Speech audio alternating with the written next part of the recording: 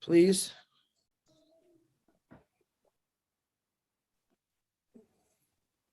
Thank you, Marty DeGarmo. Hey guys, welcome to the first OBLES brainstorming. We're going to continue these every Tuesday at 9 o'clock. Welcome. I can see that there's a lot of people in the Unpassive family and some new ones that just joined today. Very excited about that.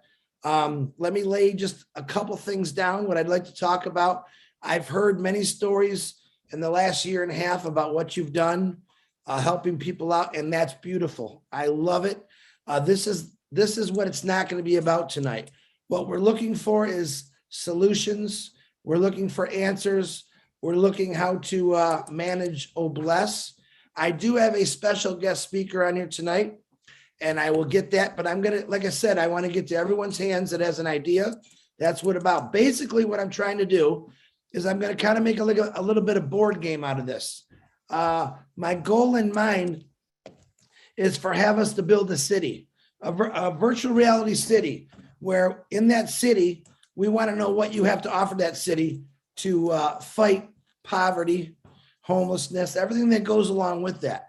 So in this city building, what I'm going to say, we're going to manage everything that we think needs to go in this city from all your help.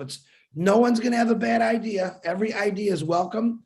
And we're going to document the stuff through the recording because Peter Shore is our notes guy and he's not here and I can't even read my own writing. So, but I will go over each recording and we'll go from there. But the whole goal here is to hear brand new ideas. Ash Mafara has said it many times, we're a unique company. Okay. We do things different, like nothing you've ever seen before. And that's what he's looking for. He did lay some of his own ideas, how he kind of wants to do it, like an automation. You know, we get one person to the front door and when they leave the back door, everything's all set. I would love for that to be true. So I thought, well, I know we're going to deal with, there's 1.6 billion people right now that have inadequate homes or no homes. It's really horrendous.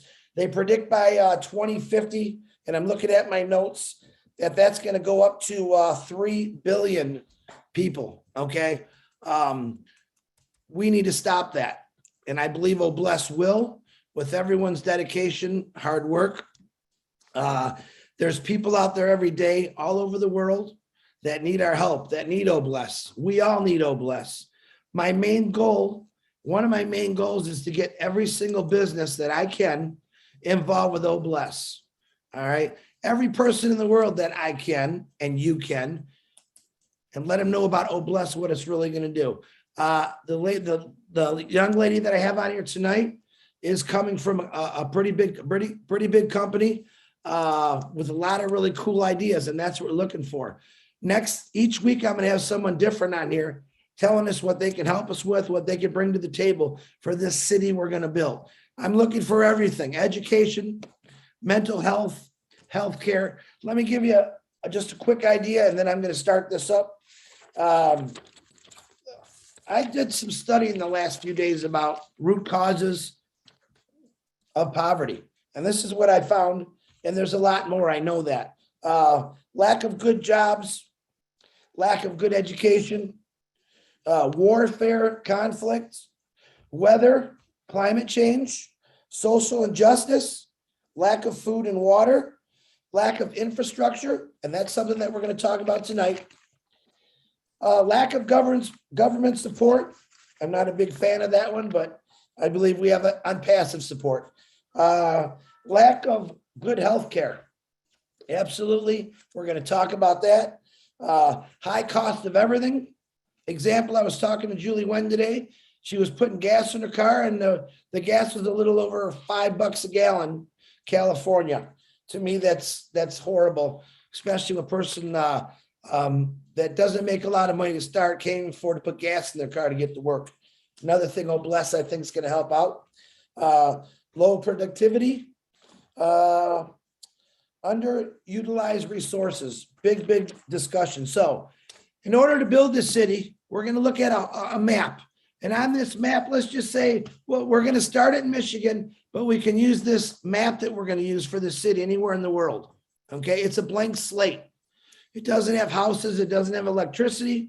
It doesn't have water. Now it's up to us It's up to us to build this city where those three things are resources. So we got to look for resources. And the young lady that I'm going to bring on here in a couple of minutes, she's going to talk about infrastructure and what her company does. And remember, that's the goal. Everyone's going to get to talk on here, but I want to bring on some key people that actually are part of building homes anywhere in the world. You know, Ash Mafar talks about the 3D printing housing. Very cool. I believe this young lady will be talking about a whole different way of doing it. I loved it when I heard it from Mr. Jake, and I'm going to have him introduce her in a minute. To break it down from what I was talking with Jake is basically these homes can be built real simple, real fast. And when you're talking about 3D printing, which we're definitely going to use, I guarantee you that, this is something where a company could send pretty much material just about anywhere in the world, and anyone could build these houses, and I'll let them break that down. So on that note, I want to welcome you all again. Please let it's Feline, if I say it proper. Jake, you want to introduce her? And once Feline's done, we'll go into discussion about what you're going to contribute to the city that we're going to all build together. Thank you. Jake Fish, you want to unmute yourself?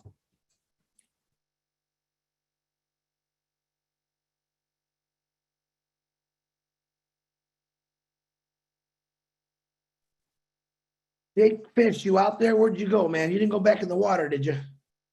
With a name like Jake Fish, you would think he's a swimmer. He's actually a skier. No, I did not. My Zoom keeps cutting out on me. Can you hear me okay? Yeah, brother. How you doing, Jake? Uh-oh. I'm doing fine. Doing great, actually. Hey, Jake, do you want to try to turn your camera off and it might come in better? Jake, do you want to turn your camera off and maybe it'll make your volume or your sound a lot better? Hello. Oh, Jake. We lost Jake. All right. I'm going to introduce this lady because Lynn, if you see Jake, try to get back on, bring him on. Miss Feline, if you can unmute your microphone, I would love to hear from you and your ideas and also the stuff the company offers. Uh-oh, he's back.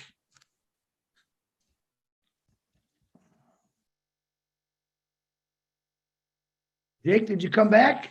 I got only half of it. Jake, I'm gonna go ahead and turn off your video, okay, Jake, so that your sound can go through. Clearly. Yeah. Okay. Feline and I have known each other for about 10 years. Working together with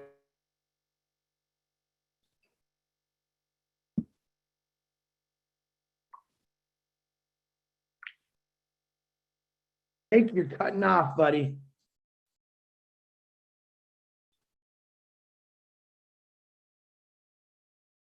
Feline, if you'd like to just unmute yourself, hopefully you have a good internet connection, and we'll get back to Jake.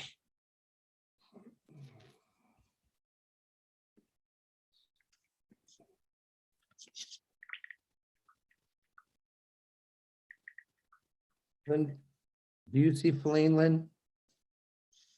Yeah, she's unmuted. Okay. Feline, if you're unmuted, you go ahead right ahead and talk.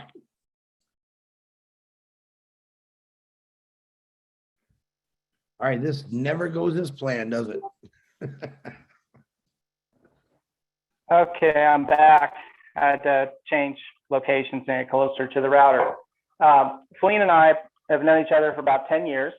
We met when I was working with the Green Builders Institute.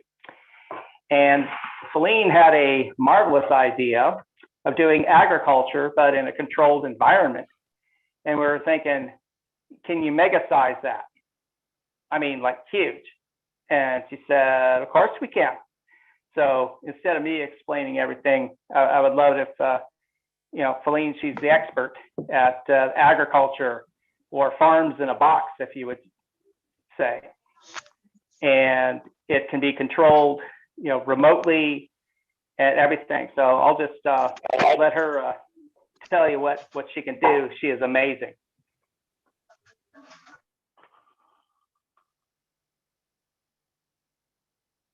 Thank you, Jake. I believe she's unmuted, but we're not hearing her.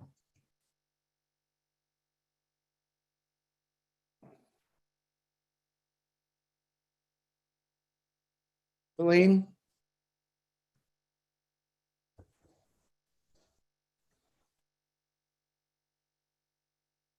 Hey, Jake, unmute yourself, buddy. Yeah, I'm unmuted. Hey, Jake, Feline is actually unmuted, but we're not hearing anything come out of her microphone. Let me send her a message. Okay. All right. While Jake is doing that, let's keep this going. Remember, every good deed we do never goes unnoticed. You know, on our last day, we can't take nothing with us. You don't see many hearses with a U-Haul behind them. And what's the best thing to do is leave a mark. Let people know what you did. Pass it on to your children's and your children's children, and keep this going. I truly believe that will change the world. I know a lot of you do. I know a lot of you do this stuff already, which I'm very thankful for. And it's going to be, to me, and it's going to be the hardest job I ever took on, but the most rewarding. And I know that I want to do this 100%. And I know I have a lot of people in this Unpassive family that has contributed in many ways already to a bless. They just don't really know it yet. By getting on a Zoom and letting us know how you feel. It's not necessarily always about the money, but it's about what you can do with the money. Remember, money can't solve problems. People are the problem solvers. Okay, you can give someone $1, but it doesn't really solve the problem. And that's what's happened in the last 100 years. Many foundations out there help many people out. And we still have this world hunger problem. So I think when I start studying it a little bit more, I understand why. A lot of it is because they don't have the funds. A lot of it, we have crooked foundations out there, and they make the other foundations look bad. We are never, promise yourself, we're never ever going to take advantage of Obless. Obless is going to be there for anyone that needs it 100% and 100% of the time. No matter wherever you have good, someone evil is going to come in and try to change it or do whatever they can for them. This isn't about any one of us. This is about all of us. And this is definitely about changing the world for the better. I've got many emails this week. I've called many people, talked to them about their ideas. Really good ideas. I'm hoping to hear some of those tonight. And I'm tap dancing here because Jake, how we doing? I sent her a direct message. So I'm sure she can hear us. Yeah. I tell you what, Jake, why don't you try to call her, and if someone wants to raise their hand and tell me about an idea they have to help build this city, and it's called City of Angels, and we do have a mayor in this city. Okay, guess who that mayor is? Nope, it's not me. Nope, it's not anybody. The mayor is called Obless, which represents everyone. Everyone's going to have a say. Everyone's going to be able to take action. There's not one person that's going to control one thing or the other. We're all going to agree, and we're going to conquer this. I believe so. William Norris, go ahead and unmute yourself, and let's hear what you got, buddy.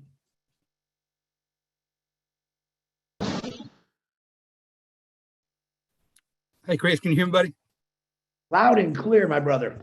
Cool deal. I started brainstorming about this thing whenever you mentioned it, and I think I have some things that we can all do personally. I know Obless is going to be, the bigger picture here, but I also know that we can, boost this thing with personal efforts. And Ash is already setting that. He's already setting that pace on a regular basis. So I think in excess of the fundamentally group help locally and worldwide, I think we can do some things that'll make a difference. First thing we got to remember is On Passive will monetarily sustain us to do what I'm talking about here. I think each member needs to take the personal, take it personal. We're a small local group. Take the responsibility to find at least one person, one at a time, or family at a time, and not only help them financially, but in any area that they need, help. I mean, there's a lot of things, like you said, a lot of things that need to be done that money's not going to do. Number one, we can put these people into on passive, even if we have to pay for the subscription. I mean, like I said, on passive is going to equip us to do this. So, I mean, we can put that person into on passive and, make sure that they have some income at some point. We can help with the residency. We can help with food, home maintenance, mortgages and rent, any of the personal things that people need. And most of the time, if you talk with a person a little bit, you'll find out reasonably quick where they're lacking and what they need. And the reason I know that is I'm doing that now. I have a family that, and I've been doing it for a couple of years now. I have a family that they need help, and I help them when I can. It's not something that they depend on, but it's something that I do on a regular basis. And it just, I see it makes a difference in their life. Another thing is, a lot of people need some educational help with computer or informational stuff, like things that has to be done with on passive. I mean, you got to know a certain amount about a computer to be able to do the account functions, understanding the products, moving funds, any kind of activity that you're going to actually do on a computer.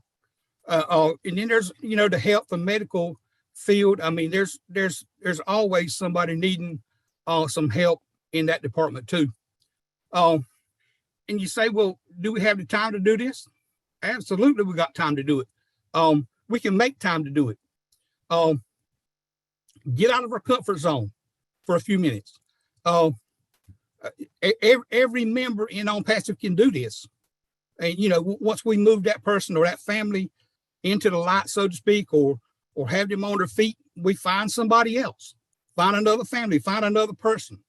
And by doing this, we can actually accelerate what Oh Bless is set out to do, because we're going to be duplicating our efforts with these personal, assertions. On the Julie and Milo show on Saturday, at the end of the show, Milo sang a very fitting song for, On Passive and Oh Bless. And he sang, I Did It My Way. And that was by the legendary Frank Sinatra, who is, he's probably world known. So, we can do this thing. We can do it our way. And we can help On Passive, we can help with all kind of avenues. This thing will work. We just have to apply ourselves. Like I said, get out of that comfort zone, do things that we don't normally do. Or if we've been doing it, maybe just keep doing it. Because it'll make a difference. William? Yes, sir. That's all good.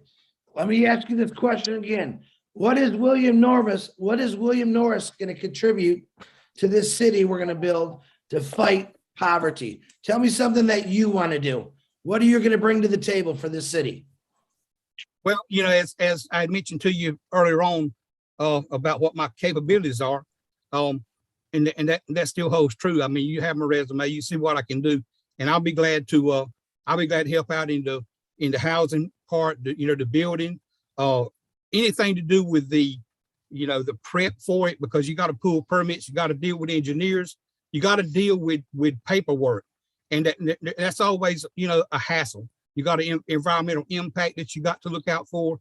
You have to do the paperwork, and I'm willing to do whatever it takes to make that happen. William, I appreciate that. Thank you very much. Well noted. I do have your credentials. Looking forward to build this wonderful city of angels with you, my brother. Thank you very sir. much. Engineer Mike, go ahead and unmute yourself, please. Tell us what you got. What can you contribute to this wonderful city? Hello, good evening, everybody. Good evening, our leaders and everybody, leaders from all over the world. My name is Michael Ojong-Tambia. I'm a petroleum engineer. I'm a civil engineer.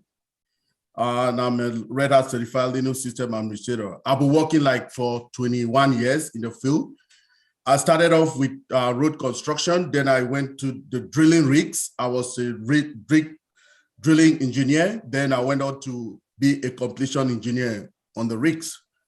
Then now I'm a Red Hat certified Linux system administrator, and I'm an instructor. I've been teaching Linux for more than 6 years. I am certified. So talking about that, in road construction, I did the road that leads in Houston. If you know about the Houston, we have the Houston Toll Road and the West Park Toll Road.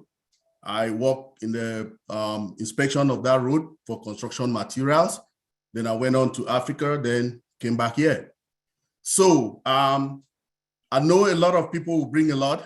So talking about the construction, I will be on the field, the measurements, the diameters, the whatever we want to take, I will be on the field with my white hat to giving my support in that city physically. Then again, being a Red Hat certified Linux admin and a certified instructor, I would like the people who are displaced, the people who have displaced, and they will bring them down to that city. I will teach them Linux for free. Okay, I'll offer them Linux classes for free. Okay, so it is a 6 months course. Within that 6 months, I will tutor them, then build them their resumes, teach them how to build those resumes, and teach them interview preparations, then also teach them how to get a certification exam. If you type on your computer now or your phone, check Linux system administrator's job near me, you see how many you have. It starts between $85,000 and $120,000 for 1 year. That's what they can get. So I'm bringing these skills to teach them to get a career. Thank you very much, for giving me this opportunity, Chris. Thank you, Mike. I appreciate it, Engineer Mike. Great, that's great. Noted, Michael. Thank you very much. Looking forward to working forward you in this city. Abram, you'd like to unmute yourself, please? Tell us what you bring to this table. Yeah, good morning. Good morning, because it's after 2 already in Bamako in Mali. I'm in Mali in West Africa. Going straight to the point.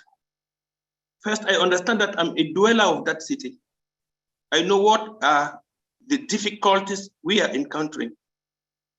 So what I will suggest is, as we need to implement change, to lead and to manage change, I will not invent anything. Inspired by, a well-known change leader, John Cotter, I would inspire the inhabitants of this city to implement the 8 steps of change management in that city.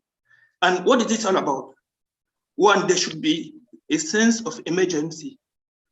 If I don't understand that it is urgent, it's important for me to change the situation, then I will not go for any change. Immediately I understand that there's need for change to be implemented. The second thing I will do is I will try to build a coalition, those with whom I want to change the situation.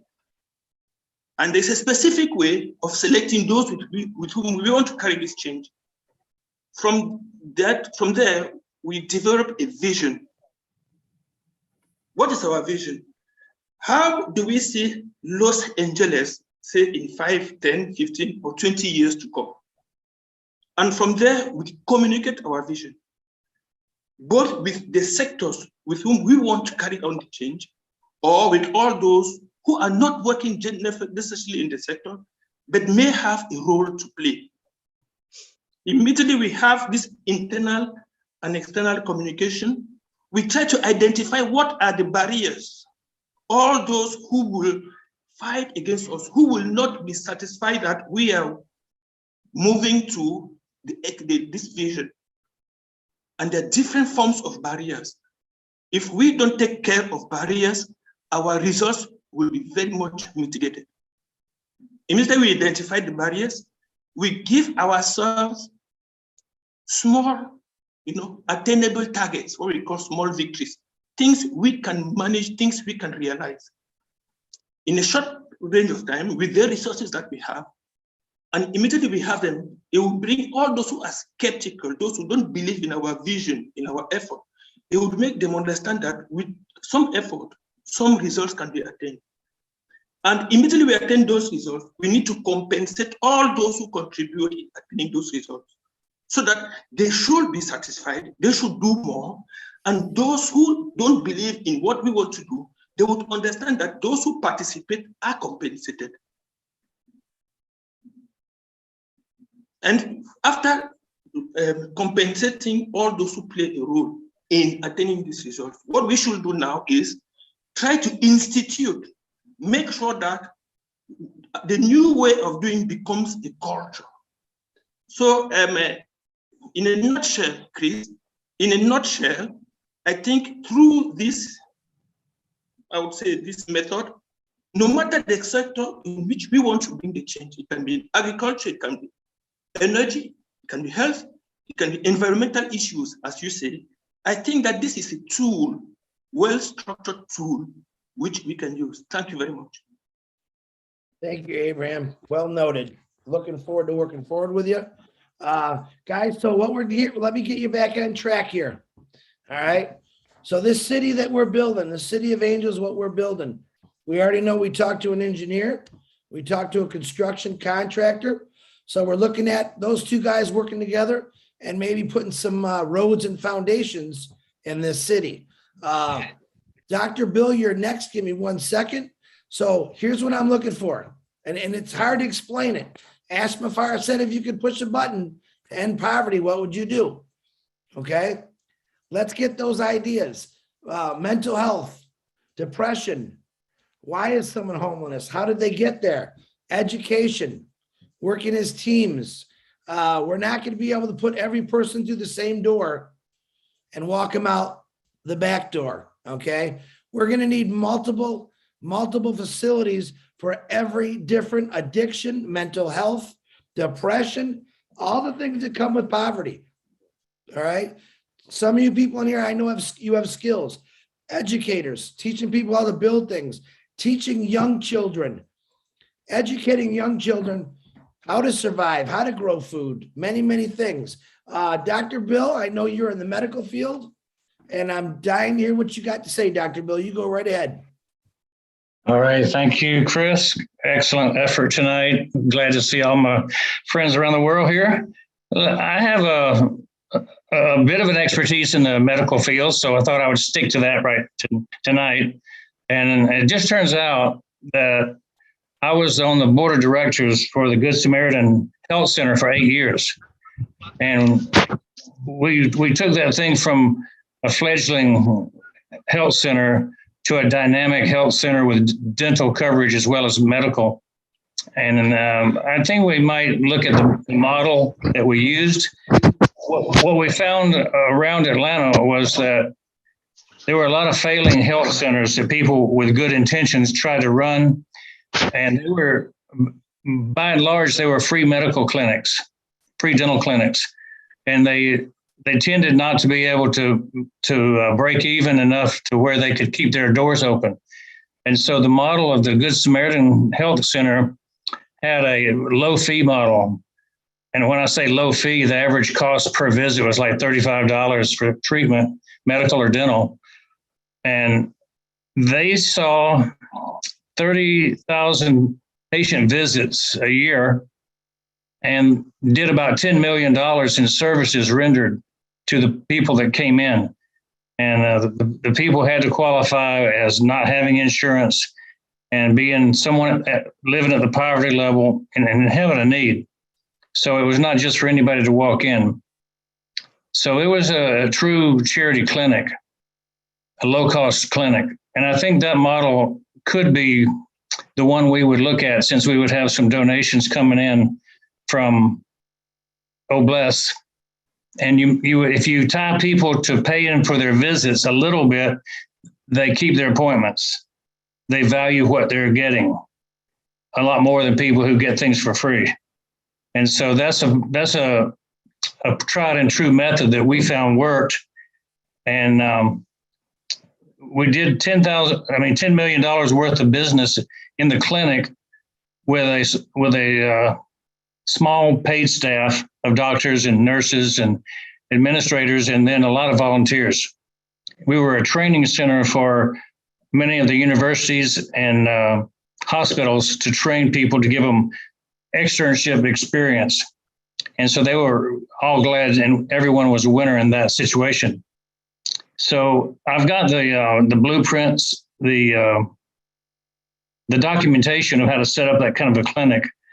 If that was something desired, you could put one of those in a city and serve the basic needs for primary care. And you could enlist specialists to come in on a voluntary basis. You can't afford to bring in a specialist on a full-time basis, but you may find one, a couple of times a month. So we had primary doctors, primary dentists, nurses, PAs, people that were essential for primary care on staff with an executive director. And you have to have a good executive director to kind of manage the practice. We gave scholarships and charity to people who actually needed it and couldn't afford even the $35 or $40 that it costs to have a treatment. So that might be something available. And we have the blueprint, and that's about what I would suggest is, if it's been done, it's probably possible. And you do not want amateurs trying to run healthcare. That would never work. It's just a boondoggle. So you have to hire experienced help to run medical. And you know how that works. Just like in engineering, you can't just get somebody off the street and say, build me a building. It's got to be precise, measured. And, anytime that we're doing something in the medical realm, it's going to have a lot of HIPAA guidelines, OSHA guidelines, things you got to follow. So that's my input. Thank you, Dr. Bill. Very good input. Absolutely. We've got to have guidelines. We do got to follow standards. Like I said, we're a blank city. We know we got some roads. We know we got some engineers. We know we got a doctor of dentistry in the house. And it's a start. Dr. Bill, let me ask you a question. Now, how is that going to help poverty? Well, one of the biggest reasons for people to miss work is medical problems, headaches, toothaches, illnesses of different types. And so for people in dentistry, a lack of a smile prevents people from being hired. If you have a severe gap tooth smile, you might not be on the front line of any business in many countries. If you don't feel good, if you're sick, you're not going to show up at work, and you'll be fired if you don't show up enough. So there's a lot of reasons that healthcare is primary. If your children are sick, your mom may have to stay home with them, can't go to school. She'll be laid off because she's missing work. So healthcare is just a vital part of poverty elimination, by letting people have a job, staying on the workforce. Very good, Dr. Bill. I agree. And what about in this city, setting up your own clinic to, educate people what dentistry does and the health aspects of it? It sounds like we got another building right there, right? It is a building. It's usually that kind of a building is a $3 million capital cost. And then you have about a $2 million annual budget, but you're doing $10 million worth of work. So, you're ahead of the game for what it would cost people on the outside. Very good. Dr. Bill, thank you for your input. Looking forward to working with you, my brother. All right, Tony, before I call your name, I know, Feline, do you want to try your volume now to see if it works? Can you hear me now? Oh, there you are. Welcome, Feline. All right, Thank guys, you. I'm going to put you all on standby. Keep Welcome, your hands up. sister. Let's see what Feline's got she's gonna teach us about structures. I'm really looking forward to hearing this, Feline. Glad to have you. Welcome. Thank you. Sorry about the technical problems.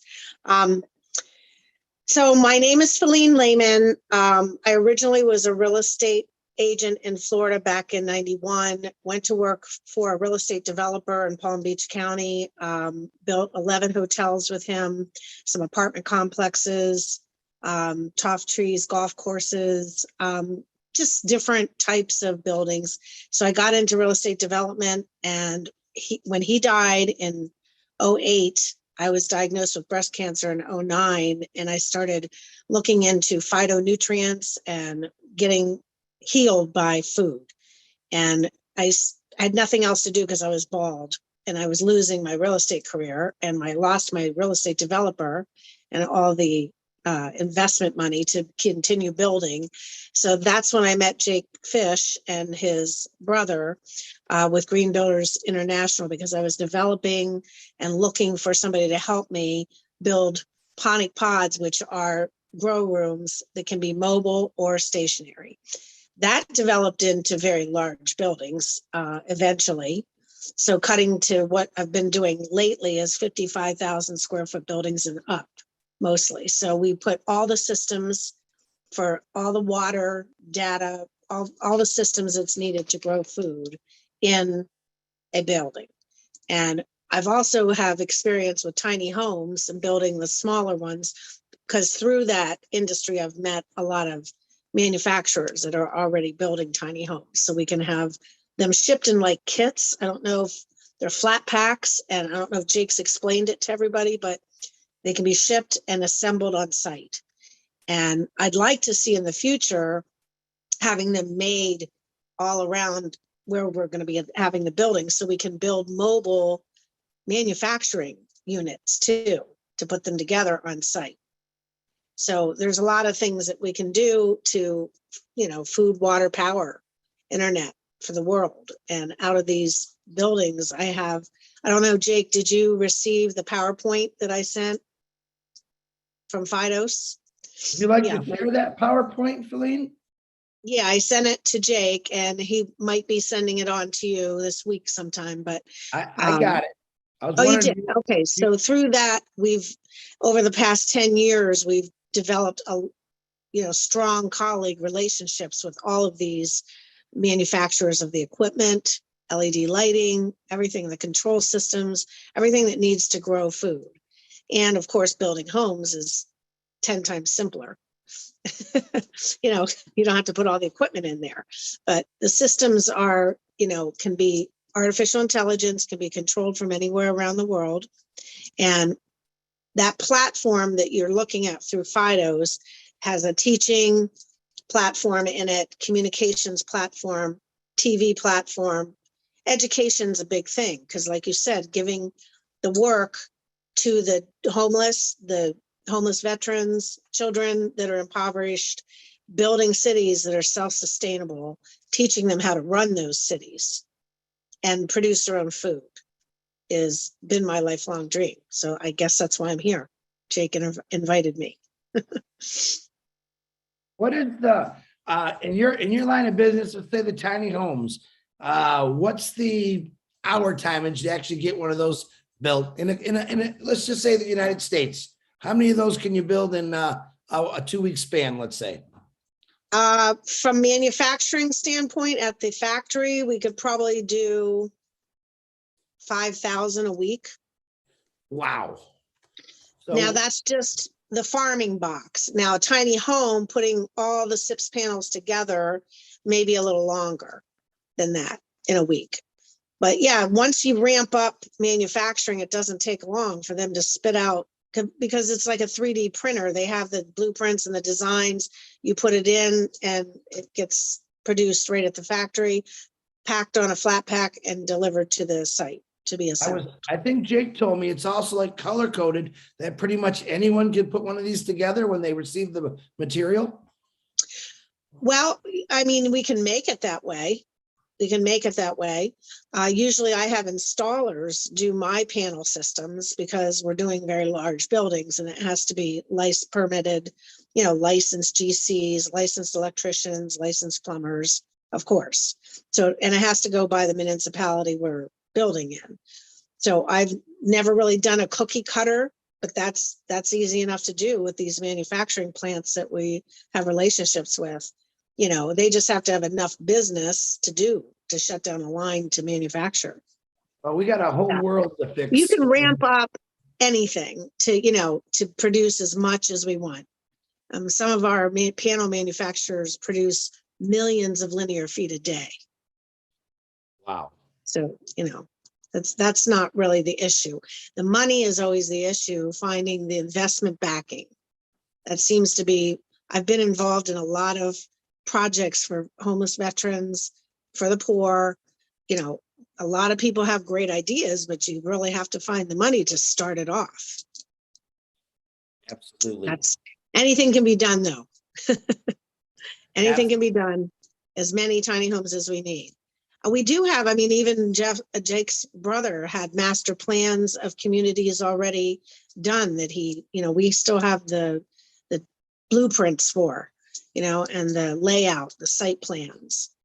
But I have architects, and I'm sure on your team, you have architects that can put the thoughts down on paper and architectural design and design the city. And then I get the square footage and get quotes on it. And then we pull the money together to get it started, deposits, and for people that need to start working on it. So you're telling me that a lot of projects cannot be finished or even started because of funding? Yes. Wow. I've had a lot of good intentions. Like Jake knows a lot of my ex-clients that I've worked with for years, and they've always been told they're going to get the money, they're going to get the financing, and then the investors back out. Green Center Acres in New Jersey is a classic example. She's been at it for 15 years, trying to find investors to do her Green Center Acres, which is a teaching, we bring the kids from the inner cities out to the country, teach them how to grow hydroponics, how to grow mushrooms, how to produce sustainable living, produce their own food, worms, everything. So it's been hard to find the money for those things because they're not producing revenue, and investors want return on their investment, ROIs. So unless there's a big return for these investors, it's been hard to find them to produce food, especially for the poor.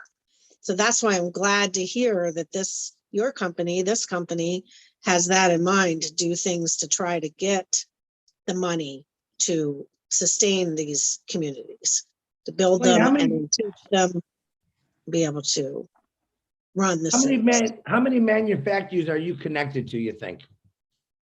Probably between 75 and 100.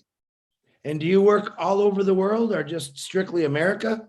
I've had a lot of clients from the Mideast, and I haven't built in any of them yet, but I have some people that are putting projects together for over there. Yeah. Some investors, connections that I've made through, they've come to me because of my United States patent. And the United States patent proclaims that you cannot buy or sell anything that's produced in my ponic pods in or out of the United States. So you can't take food you produce in overseas and bring it into the United States because you're impending on the patent. But it's only a United States patent, but it is a great idea. And these smart farms can be controlled from anywhere in the world. And that's the future. These smart farms and sustainable living communities like Babcock Ranch down here in Florida, it's the largest solar city planned community in the world. And they're just starting it. They're in phase 1 now. It's amazing. You can look it up, babcockranch.com. So you're basically, you're a pretty green company, correct? Yeah, everything's sustainable, green, recycled, everything we use, no wood, very little concrete, only for the foundation and floors. But Jake's brother found some good solutions on even flooring that can surpass concrete in strength. We have companies like that. Again, if it's in the budget, we can build anything. I can pull anybody together to do whatever we want. Jake had mentioned to me that you actually build fiber fiberglass shells? Well, they're structurally insulated panels. They can be fiberglass skins with an EPS foam or polystyrene or polyethylene foam core. And those panels are made in a factory and then put together like a tongue and groove on site. So they are like a puzzle piece and they go That's- together on site. Yeah, So, but so they're basically- engineered. Everything has to be engineered that's over my ponic pod size, which is a shipping container size. I have those engineered to go out as mobile units. I even can put them on chassis. I ship them all over from California to Arizona to Texas. So we're looking, number one, you hit everything on the head as far as what we definitely need to build our city to help the homeless. That's really what this started with, as the CEO of our company was talking about, let's get rid of homelessness. Many people have talked about the tiny homes or containers. The fiberglass panels is new. Well, I think Jake was giving me some information on the phone. He said something like a 3,000 square foot shell, just a shell of a home, maybe shelter for someone that just lost their entire home or the city from a bad storm. Absolutely. One of Jake's connections colleagues from the past, up in Indiana, he's been contacted by FEMA and produces those for disaster areas. So yeah, that's one of our manufacturers. What's that the we time are- it takes to build like a shelter? So let's just say 3,000 square feet. Well, that's the manufacturer I was talking about that can put out like 5,000 of those shells a week. Wow. Yeah, Well, you know can, what? if he gets an order from the government, he can produce like 5,000 a week. So you're basically my go-to lady when a disaster happens, or even for homelessness, we find acres and you can put up, 5,000 or 6,000 tiny homes in a pretty quick process. And all Yeah. you got to do is have the funds, correct? That's right. If you have the money and you have the architects working on those designs and get them engineered and stamped, once they get to my factories, my manufacturers, they can be produced pretty quickly. Wonderful. Oh, Now, yeah. you guys hear this? This is what I'm talking about. Now, I got lucky with this young lady through Jake Fish, who called me the other day. This is the kind of stuff that we need to help fix homelessness. Also structures for maybe Dr. Bill's $3 million building. Okay. Sounds like we could find better ways. There's better ways out there, unique ways. There's millions of ideas running through people's heads right now. I understand that. Feline, number one, I'm extremely excited that you came on and were able to get on the camera. Hey, I Chris, look- can I ask a question? real Go quick? right ahead, Marty. Filance, is that how you say your name? Feline, Feline, I Yeah. got a question. It's very important to me. Where Yes. do you keep your cape? my cape? Yeah, you gotta be Wonder Woman. I mean, my Oh, God. I thought you were going to call me a witch. No, there's other people here for that. No, fantastic. I mean, what you said, you've got the whole ecosystem right there. I mean, it's mind Yeah, blowing. we worked And hard. I think because I'm on passive, the finance will not be an issue. We won't have the red tape. It will be, people want to donate. I mean, even if we all put in $1, that's $1 million right now. So you figure 10, 15, I mean, yeah, you blew me away. I mean, I'm Yeah, leaving. it's always I'm gonna been- shut down. I mean, that's how real estate development is. You get these hotel investors, and we know a lot of those also, go to the networking meetings, and there's unlimited money out there. People have so much money, but nobody wants to do it without a return on their investment. Exactly, I've proposed exactly. these smart cities, these eco villages for a very long time, and I have a lot of connections and a lot of plans for them, but it's hard to find the money. That's why when Jake said, well, I think we can find the money, I was like, oh, wow, I'm on. Let's do it. Oh, yeah, that was fantastic. Thank you. I Thanks, also Chris. heard, Feline, that when you found out about it, Passive, that you became a founder today. Is there truth to that? Oh, yeah, absolutely. Well, as soon as he told me about it about a year ago, but I hadn't spoken to him again in quite a while. But yesterday he called, and I was like thinking about it overnight. And then with this meeting today, there's no reason not to jump right in and get to work. Wow. Well, I'm looking forward to doing a lot of talking with you because I would invite you on to every show that we have. Like I said, we just found our infrastructure and what the possibilities are. We all know, like Marty said, where the funds are going to come from. As we get businesses like this phenomenal company that does this for people, you heard what she said. She's in contact with, 50 manufacturers plus. Imagine all those people finding out about Bless, what we really could do for the world. So, Feline, I appreciate your time. I look forward to talking to you very soon. And Lance, I do have the PowerPoint. Actually, maybe in the next couple of weeks, I'd like to have you back every time. Show that PowerPoint. Let's see what you really got. And I know you sent some beautiful pictures and words. I would love people to see that. But I really appreciate you, Jake. I love you for making that call to me. Boy, you hit it right on the head, guys. I'm very excited, Feline. Thank you very much.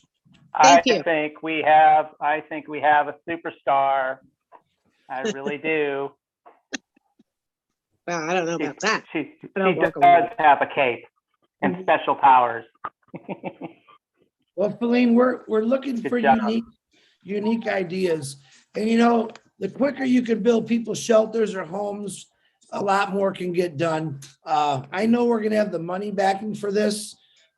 Basically, I know who I gotta go to right now to get this done. And I'm really, really impressed of what you just talked about. I think you blew a lot of people away here thinking, wow, see, this is possible. Just look at one lady. One lady came out of the blue, came out of the sky with her cape, as Marty said. She just explained the whole infrastructure for basically just about anything that we need. All right. So now we got engineering, we got manufacturing, we got a dentist. All right. We need educators, but it sounds like Feline's got a lot of that set up in that company also. So very good, Feline. I'm looking forward to working with you. Me also. Thank you. Thank you, Jake, and thank you. Jake, do you want to say anything? Why we got you voice working there? Well, it just, the whole thing with the building of the tiny homes is, okay, you can either build them in the factory and maybe even use AI to do some of the precision cuts with robots. And if you have the slabs all ready to go, you do all the groundwork, the plumbing and all that, get that ready. And then we can build the homes in the factory, ready to go. And then, so all you have to do is ship the panels out, put them together, the red screws go in the red holes, so to speak. And I mean, you're under roof with SIPS panels so quick. So that way, while people are finishing up the roof, you have people inside finishing up the inside. So you don't have to worry about rain delays or anything like that.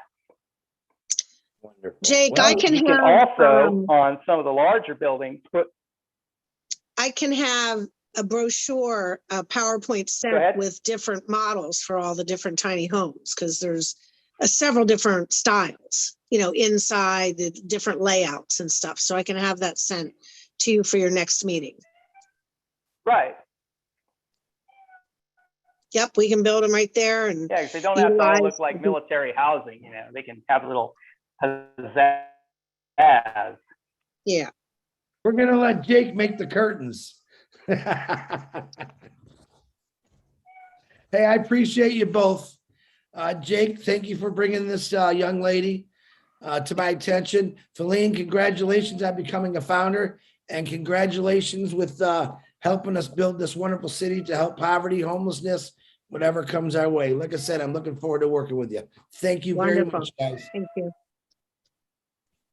All right, you heard it. Like Thank Dr. you, guys. Bill, you still have your hand up. Do you still want to say something, Dr. Bill? Nope. Tony. No. Okay. Tony Monk, go ahead. I apologize. Thank you for being patient, but I'm glad you all heard that because I was real excited about that. No, that was fantastic, Chris. Thank you very much for having me on. I appreciate it. And thank you for putting this together. And Feline, you are an angel, seriously, for putting this together.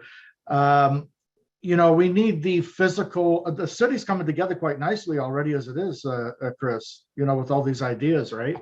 We need the physical building blocks, which Feline has pretty much taken care of, but we also need the mental building blocks that Dr. Bill touched on a little bit. I'm a retired registered nurse, and I was also a counselor for people who are developmental disabilities, people that are mentally handicapped. And that's what I did for so many years, for over 30 years, off and on. We need professionals. We need psychiatrists, psychologists. Dr. Bill was talking about dentists. The medical part of it is a huge issue. What I've noticed in the past few years in the city that I live in here is that mentally handicapped people are slipping through the cracks. Okay, and they're out on the street eating garbage and what have you, because they slip through the cracks. So they don't have the mental capability that a normal, I hate that word, but you know what I mean, normal person does in order to go out and get a job. So these people need to be looked after. So we need professionals that are going to diagnose these individuals. We also have mental illness as well. So one size shoe doesn't fit all. We have to make sure that we have the resources to help everybody mentally. And we also have to make sure that the city that we're building is sustainable enough to also create food, just the basic needs that we need, like water, clean water. You said that there's a mayor in this city. Usually if there's a mayor, there's going to be a sitting committee, right? Now we're going to be giving money to the mayor through Old Bless, but now we need to follow up on that money to make sure it's going into the proper hands and going into the proper areas, because a lot of the problem sometimes is that governments will get money from certain agencies, or they're supposed to have money to give to certain agencies, and they use it for self-services instead, right? We need to put people in place that are going to serve the people and not serve themselves. Right. And that's very important. I think that's extremely important. So somebody needs to be on the back end of the receiving part of the finances that are going through. The finance is not a problem. We have the money. With OnPassive, we have the money. We just need to put the physical building blocks together, which we have already with Feline, and the mental building blocks as well with the doctors and psychiatrists and nurses like myself and counselors and people that you need to diagnose these mental illnesses and to find out whether people are capable of either working or not, because a lot of mentally handicapped people cannot work because of their mental abilities, right? So these are the structures that we need in place. So we need somebody, we need a committee, and that could be the Angels, Chris. It could be the Angels, a committee through the Angels that will make sure that the mayor or the mayor's office is distributing this money where it needs to go. Okay, because I've seen a lot of criminal activity in my field. There's an agency that's supposed to be looking after the mentally handicapped, and they fired them all a few years ago because they were putting money in their pockets for bonus, and they weren't putting the money towards where it was supposed to go. So a lot of this goes on. So we need some sort of a committee to make sure that the money is going into the right hands and the structures are being built properly and so on. We have the right people in place. So that's all I wanted to say. My contribution would be as a nurse and as a counselor, and I'd be working with, which I have in the past, with psychiatrists, psychologists, doctors, nurses, just to make sure that if these people need certain medications and healthcare, I can help provide that as well. Thank you, Chris. Wow, thank you, Tony. Excellent, excellent. Love it. Tony's absolutely correct. Everything's got to be watched and no bless, guys. You've heard for years, everyone paid $19 a month to this company, and they sent food overseas to some people that are starving, and they found the food rotten in the warehouse. Oh, bless. And I'm going to take personal charge of that, and I don't care where I got to go. If Felina's sending houses to Jamaica, for all I care, Philippines. This guy's going to be there to make sure it gets done. Absolutely correct. Where there's bad, where there's good, there's always bad. And that's up to every one of us, committee people, to do the right thing. So, Tony, much appreciated. Looking forward to working with you, brother. All right. On that note, I want to listen. We're past the hour. That's okay. If you guys don't mind staying on, I don't have a problem staying on. I want to jump to, because of Tony, what he just talked about, and I'm not picking on specials. I want to go to Novi or Novi. She's in the house, I know, because I know she could touch on some of the stuff Tony talked, and that is mental health, drug addictions. So Novi, if you can unmute yourself, please. Can you do me a favor? I'm sorry, I just got a phone call and it just interrupted my whole service. Like, you guys are coming in real low. Can you maybe call somebody and reconnect and come back on? Yeah, go ahead, jump out. We'll bring you I back can on, Novi. barely hear. Yeah, just give me 1 second. I'll come right back on, okay? Okay. Chris, Gotcha. this is Thank Judy. you. Do you mind if I was up there to go next, but somehow I lowered my hand. I No, just wanted to Judy. make a couple comments if I could. Judy, absolutely. Go ahead. Okay. It sounds like everything is really working out well with buildings and, the medical, all the different things put together. One of the things that I've noticed about the homeless is that they tend to stick together. So I feel like we need to get a community together. So my vision is kind of like the tiny houses are great, and then your buildings and kind of circular or somehow where it feels like they're in a community and people help each other. We could get volunteers that could come in and do life coaching so that we can find out what is going on with them. Because if they're mentally ill, then we know that they have to go get a medical service. But if they're just people that are down on their luck, or people that have been abused when they were young, or all of the different issues, if you bring them into a community where they feel like they're loved and cared for, and then you teach them how to sew, to do crafts, to do automotive, to do technical kind of things, that gives them something that gives them a purpose. Because otherwise they're never really going to heal, because they're just down on their luck and now they're victims. And so to get out of that victimness, you've got to have some reason to want to live and to want to become a better person. So I'm thinking I would love to volunteer, to get volunteers together to do these different things in the community, and even the growing their food, everything, to where they're involved and they're with their friends that they will become friends with. So I say, that part, I really would love to do that. Absolutely. Sounds like Feline's got to build us another building in our city for an educational building, teaching many, many people. Judy, absolutely love it. I will get with you because I like the idea of building a community. I don't like calling things boards. I don't like that word, board of education. I don't like that. Right. I really like the sound of community. So Judy, I will get with you because I love what you had to say. And I know what you're going to contribute to this wonderful city. Judy, thank you very much. You're welcome. All right, Miss Novi, I see you're back in the house again. Go ahead. Yes, hi, good evening, everyone. So again, I'm so grateful to be here with you guys and these topics at hand. And a theme that I find very common, with everybody that came here and said something that was that was really, really important. The common thread is about, first of all, transparency.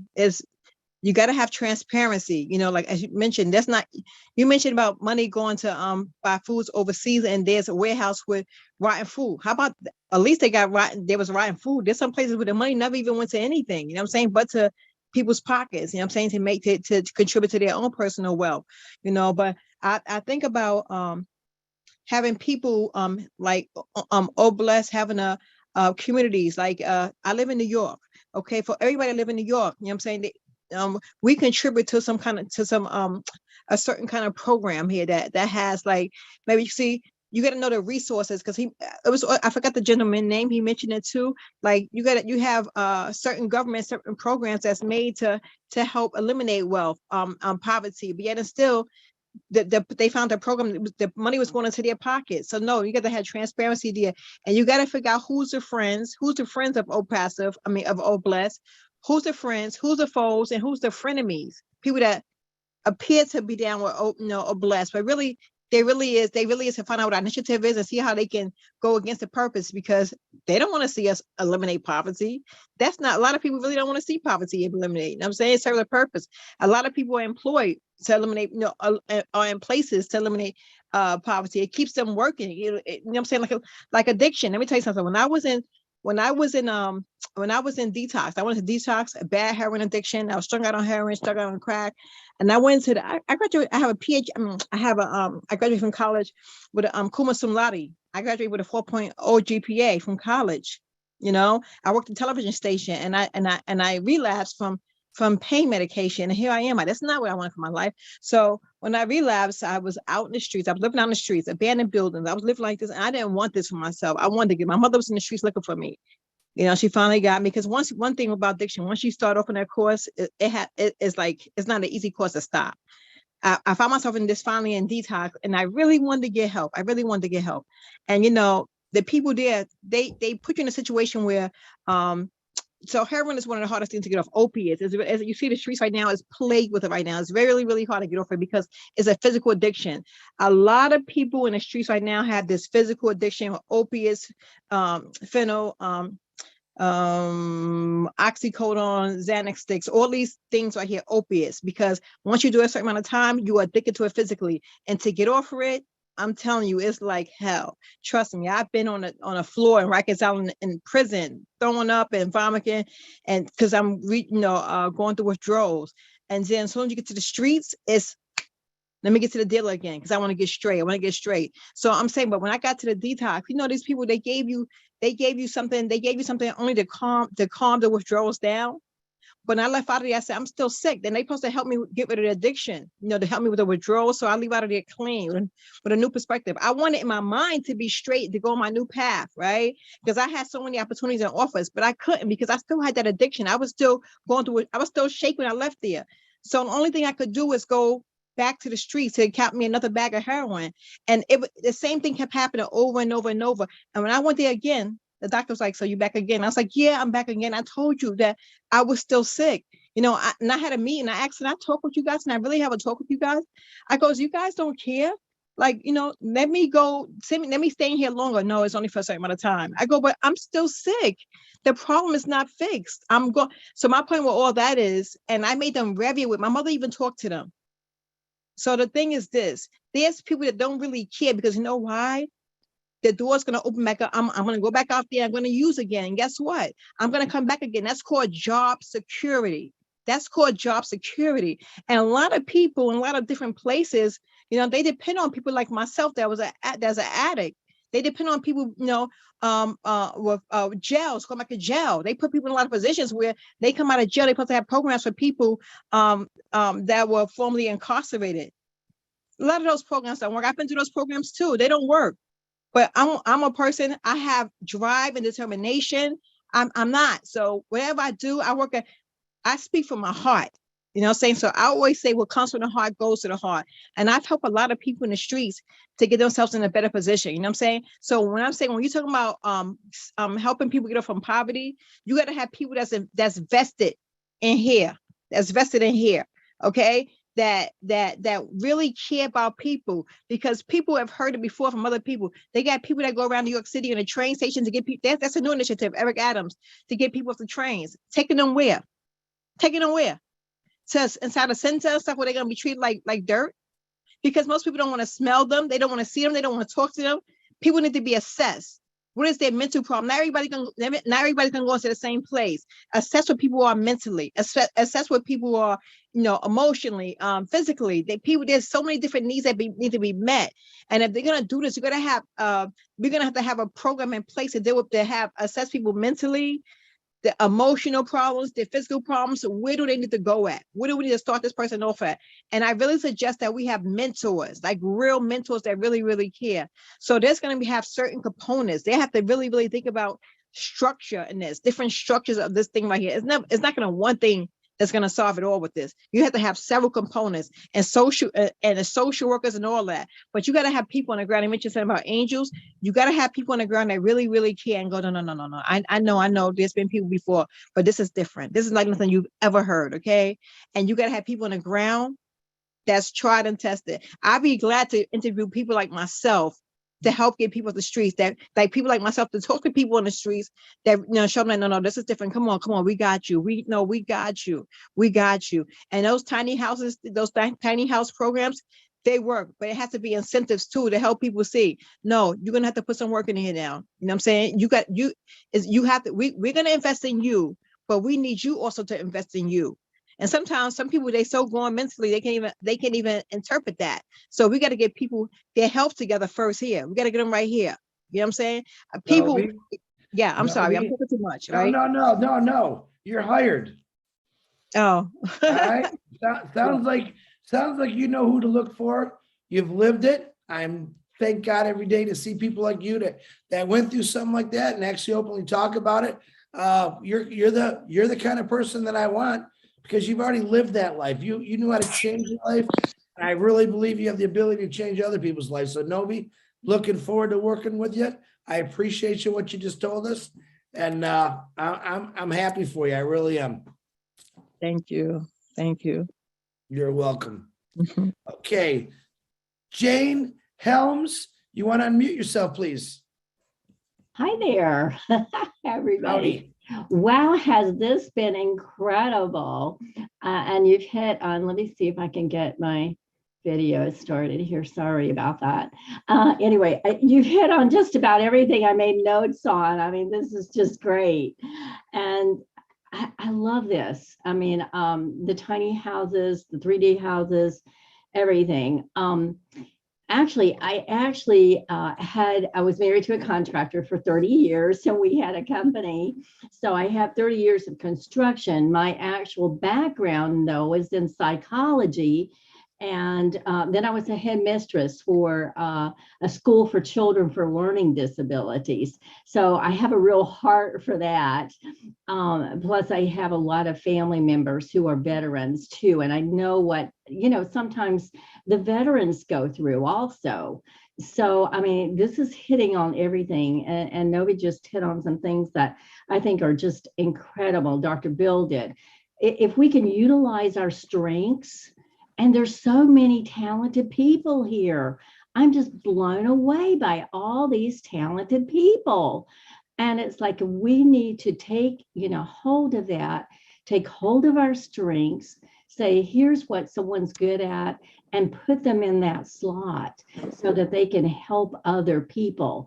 And sometimes it takes, kind of a balance too of someone who is a good overseer, who is someone a good oversight and can, help other people come into fulfillment of what they need to be doing to help this whole mission, and there's kind of a good balance between the accountability, responsibility, and a good mix between doing that and also being a good cheerleader for everybody else. Dude, does that make sense? I hope it does.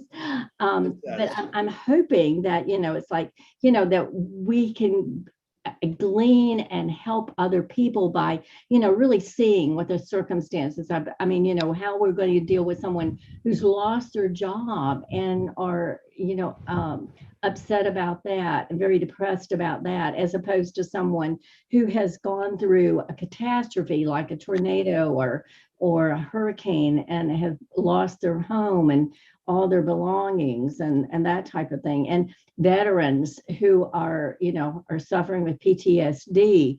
There's so many areas here that I think we can touch on, that is aids to poverty and depression and all the other stuff that we want to hit on. And it just sounds like we can do that. And I'm hoping that in some way, that I can be part of this and really, be a good, whatever you need for me to be. Jane? Yes. What do you think you can contribute to this City of Angels? Tell me what you think you can contribute to it. Well, I have right brain, left brain too. So, I mean, I've done all of it, you know, with the administration, with the children with learning disabilities, those constructions, the tiny houses. I've had some, you know, background in that. So I really would love to do a lot of different things. Some I can do some administrative. So, you know, it's kind of like plug me in where you need me, you know, type of thing. Absolutely. Jane, it Yes. sounds like you're a master of many things. So I'm gonna look Unfortunately, forward- yeah. Absolutely. Listen, you're an educator. I think you're also a good entertainer because you're smiley. You're that cheerleader type. And you have business background. You have manager background.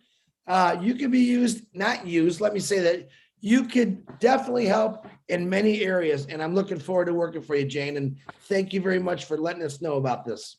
Thank you so much. I mean, what a blessing it is for all of us, right? So Absolutely. Absolutely.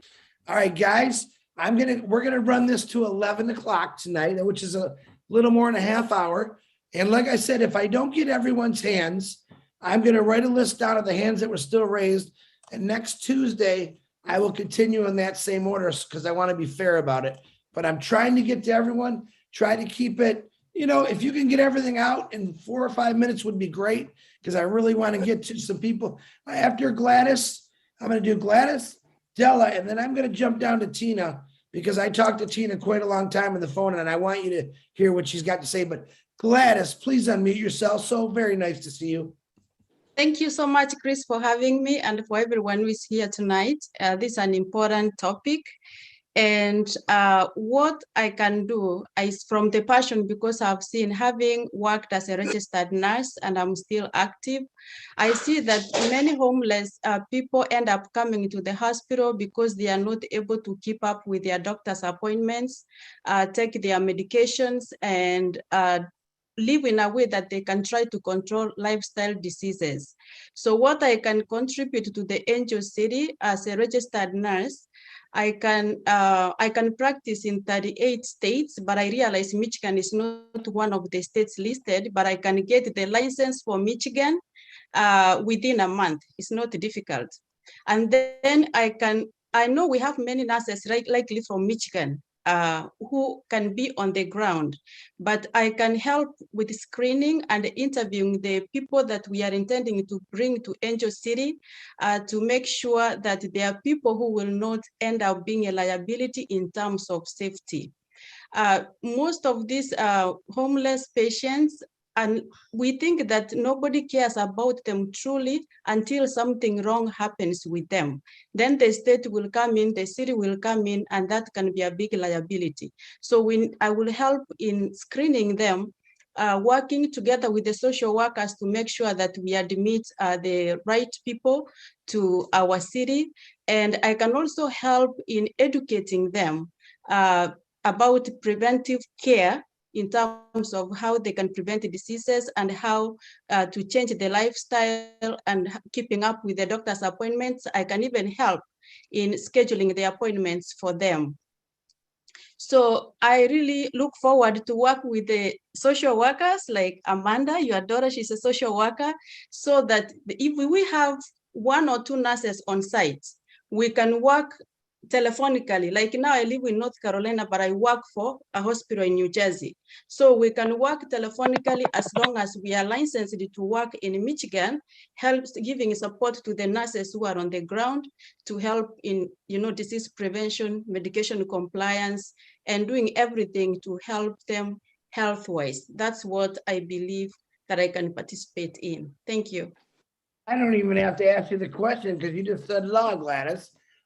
Remember, we're going to start this in Michigan. Once we get this city built and organized and find out it's working really, really good, we're going to blueprint it and we're going to put it throughout the world, state to state, country to country. And I'm really looking forward to working with you, Gladys. I appreciate you a lot. Thank you. Thank you. All right, Della, and then I'm going to have Tina after Della, and I'll go back to Brucey.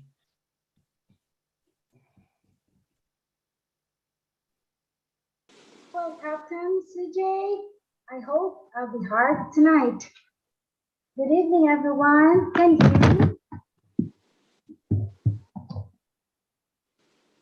you hear me? Oh, Della, we can hear you. You've been asking me that question for 9 months. I can always hear you. Go ahead. Because my laptop is sometimes, when I have videos. So my contribution is for the children. This is really me.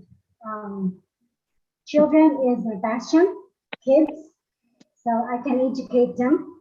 I am a zone therapist. At the same time, I graduated biology in the University of Civil Doctors in the Philippines.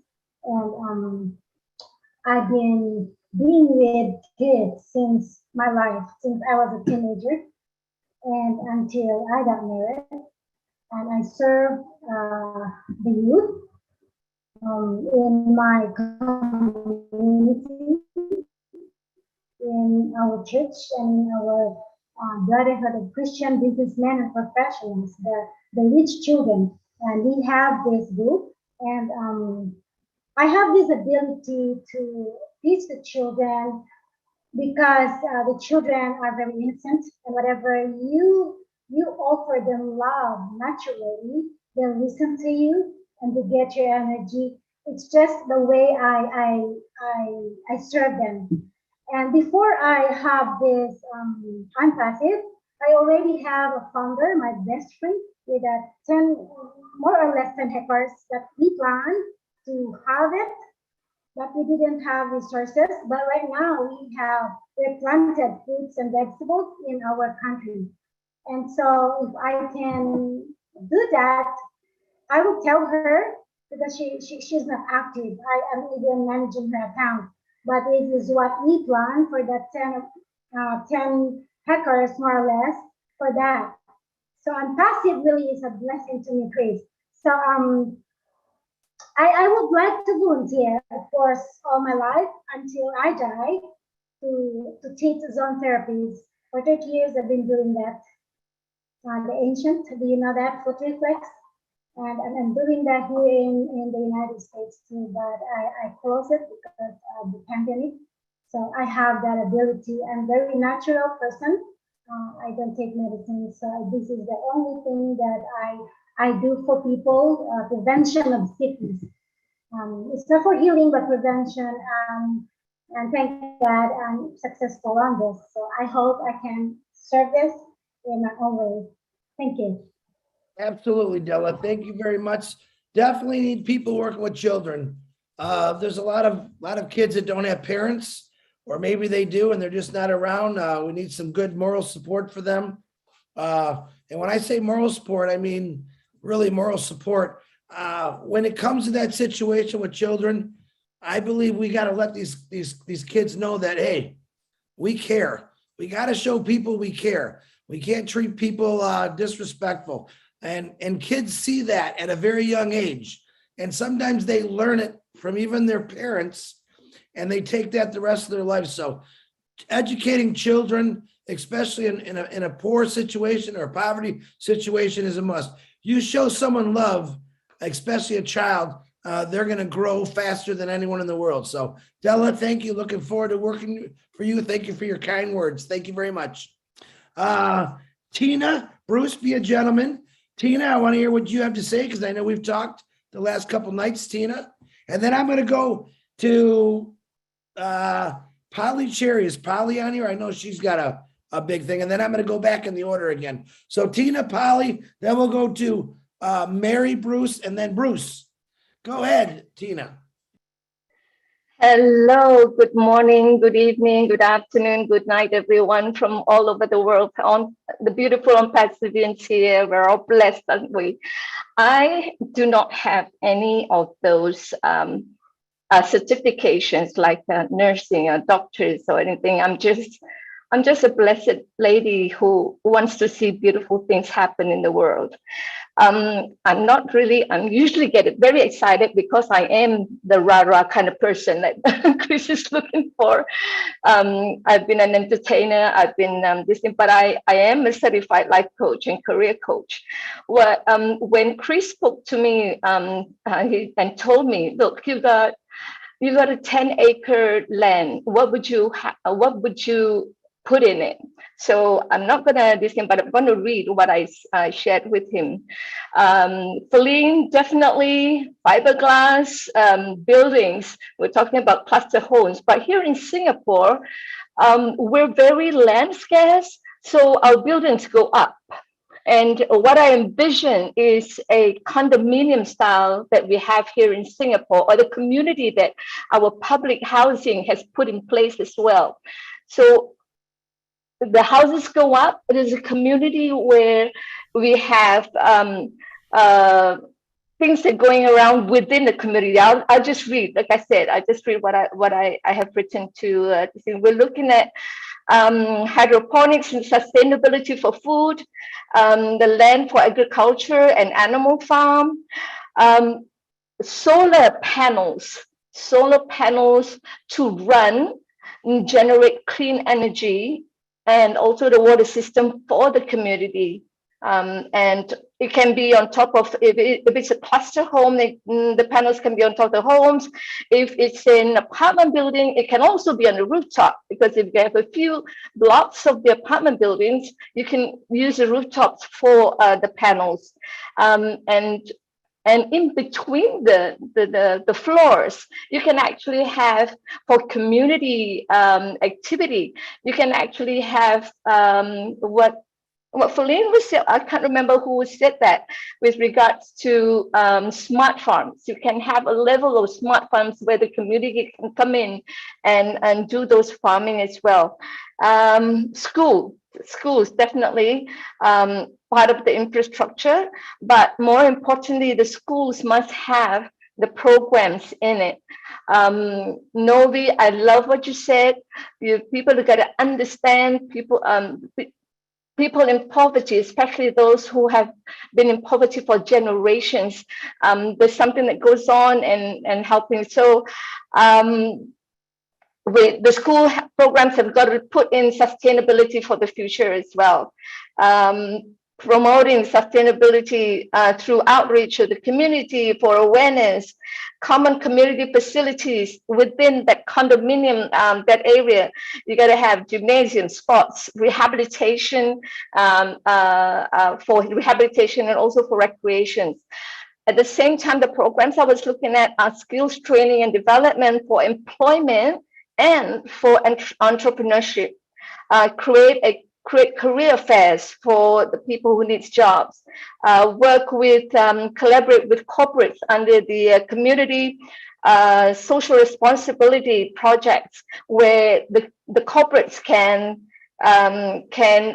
give scholarships or taking the students for internship for future employment. The volunteers, definitely volunteers in all of the areas. Psychology, pediatrics, gerontology, everything that a person, but most importantly, life coaches and career coaches who can help them pathway and help with the self-healing and self-development in that area. Also, in terms of people who are incarcerated, we can do what we can do is we have programs for skills training, get them to do something so that they can have the self-worth and get themselves assimilated to the society as someone who can contribute back. We have that here in Singapore, and I'm so glad we can call it a white ribbon project or something like that. The inmates, before those who are about to release, can get certifications in life coaching. That's a good area for them, because they've been in there with the heart, and also in fitness, because they do that while they're in there, they keep themselves fit. So out there they can get certifications and go out and get mentorship with the companies or fitness centers that have them, to get them come in, mentor them, and then if they want to start their own fitness centers, they can go ahead. So we're looking at what I'm looking at is really empowering the people in poverty to be able to discover the self-worth and get assimilated to society. And for all you know, definitely they'll definitely contribute back to the society themselves. Thank you very much. That's where I have at the moment. Chris? Tina, that was a lot real quick, Tina. Thank you very much. I have you all documented. A lot of you have sent me stuff. I'm saving it all. So don't think I'm ignoring you. I have a lot of people that I have to call back. But Tina, looking very forward to working forward to you. And remember, guys, as we build this in Michigan, start off, there will be different rules and regulations to every country, but I promise you, we will work around those rules because nothing is going to stop in passive. And Tina said everything's built up. Well, she's in the right company because in passive is just going straight up. So, all right, I want to call Polly Cherry, and then I'm going to go back to the order because I know Polly is also another angel who does things way before anyone ever asked her. But Polly, go right ahead. Good evening, everyone. Thank you for having me here, Chris. Okay, so there are a few things I truly, truly love doing in the community. And like Chris said, I've been doing it for so many years.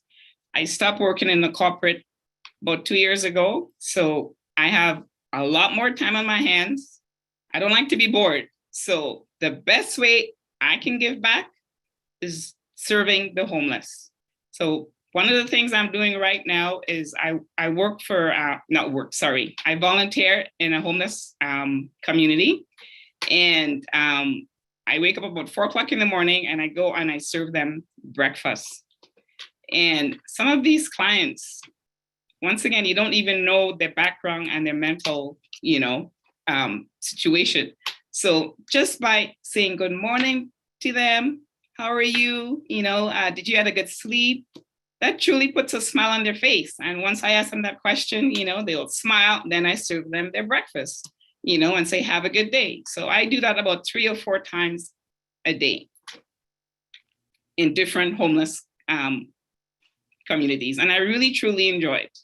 Okay, so my contribution is maybe in this city that we're building, Chris, we'll have restaurants, of course, right? And I would like to be able to, serve maybe breakfast. Actually, breakfast is my favorite. So I will serve in the breakfast, in the dining room, because I truly love to meet people, talk to them, and treat them like a human. They are human, just like us. It doesn't matter, what background they come from. They are human beings. Okay, so that's one thing, Chris. So you can put me down for that. Another thing. Go ahead, Polly, hold on. Before you say that, you made an excellent point that a lot of people don't see. In this city, everyone's going to feel normal, even when they don't think they are. So a lot of love has got to go into this. Restaurants, you realize there's some people that's never even been in a restaurant. So excellent point, Polly. Go ahead. I apologize. It's okay, no problem. And another thing, I love fashion. So we also need a fashion department or clothing department, right? So I would like to be one of the person that, when they come into the department, Chris, service them, find out, what they like and dress them up, so like a little, well, I was going to say like a Barbie doll, but scratch that, you know what I mean? Just, help them in that way, because also what I'm doing is I volunteer at my church. Every Monday I go there, right? And I'm in charge of the clothing department. So they would come in and they're able to choose free whatever items they like, and every week they look forward, to coming there, and they can come every week to choose clothing items. Sometimes it's sad because we don't have enough clothing, for kids or for larger size, no offense to anyone, larger size, clients. So that kind of breaks my heart. So definitely that's a need too as well, right? So. Absolutely. Polly, yeah. I think you're an inspiration. I think you know how to bring people up even when they're at their lowest moments. So someone said it the other day, and I forget who said it. It was Mike Ellis. He said that Ashman Farr is a server of people. I believe that many of you on here are that same way, but Polly, that really shines in you, and I'm really looking forward to working with you. Thank you very much, Polly Cherry. All right. let's go back to Brucey. Go ahead. I apologize for jumping on the line, guys. I'm trying to get everyone in. We got like little less than 15 minutes. So Brucey, go ahead, but I'll get everyone on every week who doesn't talk. I promise I'll get you in there to talk. Go ahead, Bruce.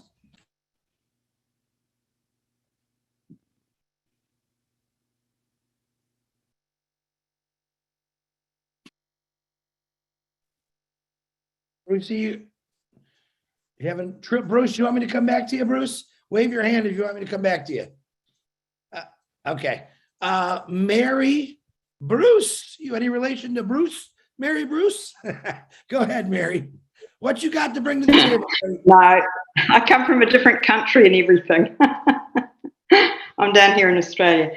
Just very quickly, my history is cosmetics, has been for many years.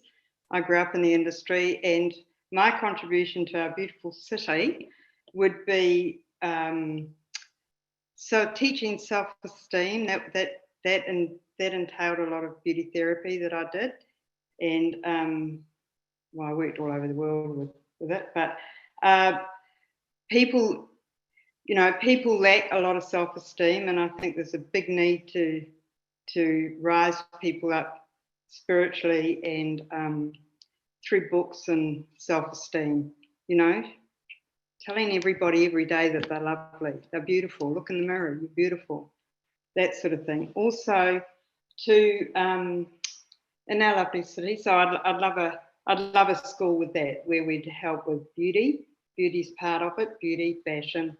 Polly, I think you and I could do well there. Beauty, beauty, fashion, self-esteem classes, you know, teaching makeup. It's all really important to a lot of people. And for men, just general self-esteem. They're getting bashed about emotionally as well. And also, the other thing is animals. Animals are really, really important in self-esteem for people. They actually sort of help to heal people. It's really, really interesting. But if you're not well, or you've got somebody you know that's not well, and you give them a wee dog, wee cat, wee bird, something, the difference is astounding. So I would like that in our city. Anyway, that's my contribution. Hey, and I I'd love love to that. be a big part of that. Absolutely. Mary, you said it right. Because one thing you didn't say, but I know you would have said it, animals are one of the most healing things for many people. A lot of facilities bring in animals to mentally disturbed children, or maybe kids that have cancer, and they're excellent. It's a healing process. So definitely, you got to remember, Obless is for every situation out there that you can think of that needs help. Animals need help. I know the whales need help. They do. That's the other thing, Chris. That was the other thing I was going to say. We could have another building and help these poor, or a paddock, you know, a farm thing, where we could help all the animals, these poor animals that are, you know, starving. And you know what? It sounds like Felina's got a lot of work to do. Yes. Mary, We'll thank get you it very going. much. Looking forward to actually getting to Australia and helping you out. I know you do have a lot of brush fryers in Australia, and it sounds like we have a young lady down there we're going to call her FL, Felina, all right? Who's going to be able to ship some tiny houses for people that just lost everything. So, Mary, thank you very much. All right, Bruce, are you ready, Brucey? I hope so. Can you hear me okay? Oh, I can hear you, brother. You go right ahead. Great. I want to thank Anovi and Feline for what they had to say. And I'm thinking, you know, in addiction, when you ask for help, you ask for help from your heart of hearts, you get it. And it's the same with Obless. We've asked for our heart of hearts for something to happen so we can bless people. And Feline, you are the answer to our prayer, because you're the one who has most of the solutions for the infrastructure or what needs to be done here, more than anybody else who I heard speak tonight. And I know that it takes much more than just feeding people. because you really need, somebody said I have to get closer to the mic. I'll try to speak up more. How's that better? Hear you, Bruce. Go ahead. Okay. So anyway, you know, it takes a lot of administration things. It takes a lot of coordination. One, I think it was you, Chris, who mentioned something about paying the mayor, but they also have something else in recovery. It's called cooperation and not affiliation. And so Oblast should never be affiliated with an organization such as a government. Because if we do, what happens is our monies gets clogged down. And OnPassive must be in charge of all monies that go through Oblast. And I think that's something that Ash knows for sure too. But you know, there's a lot of things that I have the ability to have people open up to me, and I'm very good with people. I'm not a mechanic, I'm not an engineer. I'm just somebody who cares genuinely about people and we can help. I know one thing about poverty. If you're born in poverty, you probably believe that's where you deserve to be. And this is about OnPassive. It's about uplifting the human spirit. And so this is about uplifting people. Many people don't feel they have a worth if they're not doing something. So never think that we should just feed somebody. Somebody always has to cooperate and work for what it is they want. There's a lot of people who are homeless who end up expecting things, always expecting things. And this is not about people expecting things. It's about people saying that something is given to me and I must be grateful for this and I must help out. But this is about people helping people. This is not about, oh, bless helping people. This is still, oh, bless is people. Oh, bless is people. It doesn't come the other way around. And the other thing about homelessness is you can feel homeless even if you have a home. You can feel worthless even if you have a lot of money. And, you know, Tina talked about life coaching, and I've certainly helped a lot of people throughout the world in having hope and having their solutions that they find that they have no ways out of where they are. But there's always a way out. This is about teaching people the way out. We have many different programs in OnPassive that are all going to be implemented for people. There will be people who are homeless who are incredibly talented people. They just happen to be in a situation where they can't get out of. And many of the programs that we have will help stimulate a lot of those people to be there. And a lot of great things are going to happen. And it always takes, you know, I see one building that has many functions. It can be divisions of it. It can be many, many different things. It doesn't matter what I think. What matters is what the experts think. Because I'm basically stupid when it comes to how to make. I can't do plumbing. I can't do electricity. I can't do any of those things. I need an expert for that. Dr. Bill had talked about, you know, a lot of the health things and the dentistry and all that. And all that has to be taken care of. There isn't a single thing that does not need to be taken care of. There is a saying that always says, if you don't have your health, you don't have anything. Well, that health includes your mental health, your physical health, your emotional health, and your spiritual health. And those are the things we uplift here in OnPassive. So however this is going to work, we're going to do great. We don't have to worry about, well, I'm going to do this, I'm going to do that. Everybody has to listen to what it is their heart tells them to do for the good of humanity when it comes to OnBless and OnPassive. So Absolutely. I wouldn't know I should shut up because there's a lot of people who should not hear. Thank you for letting me speak. I hope I was clear and to the point. You were good, Brucey. Thank you. Listen, you're definitely going to be one of those people at the front door. because you're an excellent person. You got a big heart. And definitely right around December 25th, I got a real good job for you. You got to wear a red suit, though, with that beard. All right, Bruce. Thank you. Okay, we got a couple minutes left. I'm going to let 2 more people talk, but don't no one leave yet. I want to take a picture of all the hands that are up so I have a running order for next week. So Sylvia, very patiently, thank you for waiting, guys. I apologize, but you're a lot of good stuff. Sylvia, go ahead. Say what you got. What are you going to contribute, Sylvia? I know what you got. Tell us.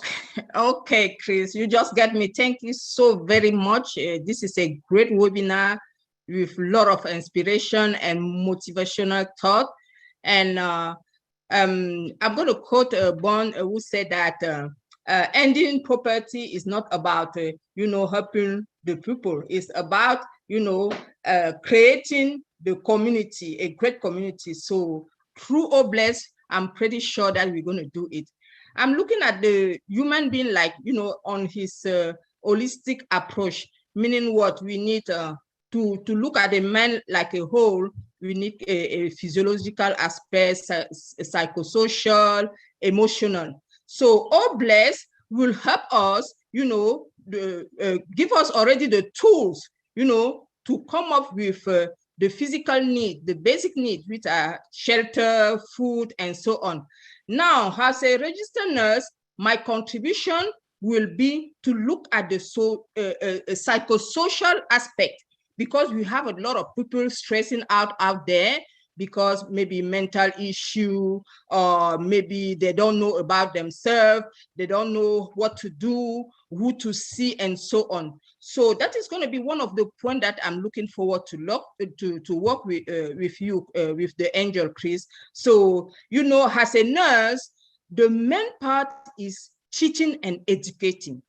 I would love to teach and educate, providing support to the needed, make them aware of the state of health, because many don't know where to address the problem. So I'll be eager to listen to them, to work with the team, the collaborative team, like, social worker, case manager, and, everybody, so we can come up together and help a human being, on his entire health issue. So that is going to be one of my main focus, not the least. Of course, we have a lot of work to do, but I will be willing to help in that point, the healthcare and teaching, educating, working with social worker, collaborating. Thank you so very much to end there.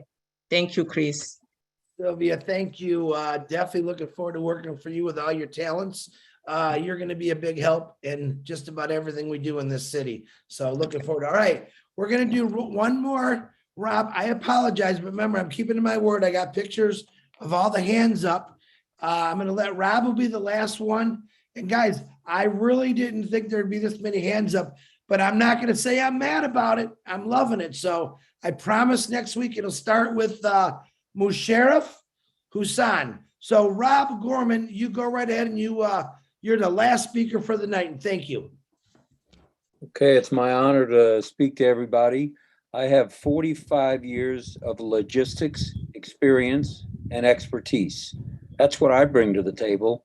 I'm going to help On Passive in our virtual world and then our real world move everything, whether it be food, water, people, small houses, big houses, whatever you got, we can get it moved. I can negotiate contracts. I can make sure that trucks, trailers are where they need to be. And I'd love to have that opportunity someday as we go. I think without logistics, nothing's going to happen. So we need to have money, and then the logistics, and then good things are going to happen for everybody that needs it. Rob, you're hired. Well, being retired, thank you. I need a job. Yeah, you look awfully familiar to me. You want to tell everybody who you are?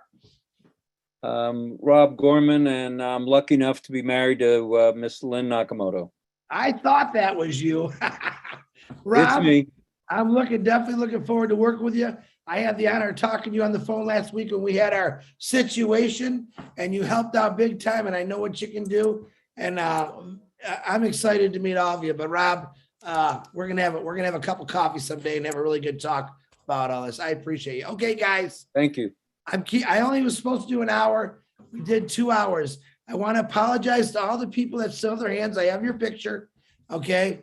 It's late. I know some people have to go to work tomorrow.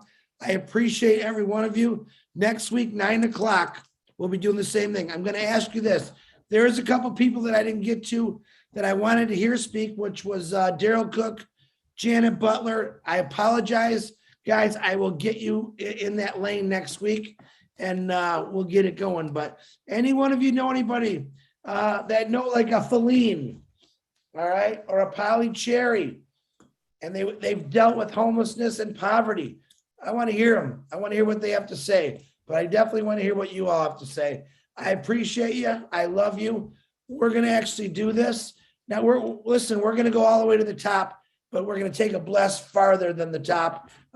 Remember, we already know we're part of a business that's going to make history. All right. We're going to change history. We're not going to let it repeat itself anymore. Let's go forward and keep going. I love every one of you. And again, I apologize. I will get to you guys next week. And let's keep this going. You guys have a wonderful evening. Unmute yourselves and say your good night. Love you too, Chris. Bye, guys. Bye-bye. Thanks so much. We'll see you next week. Everybody. Bye.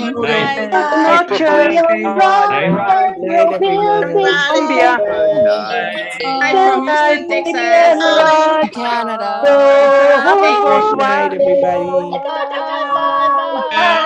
forget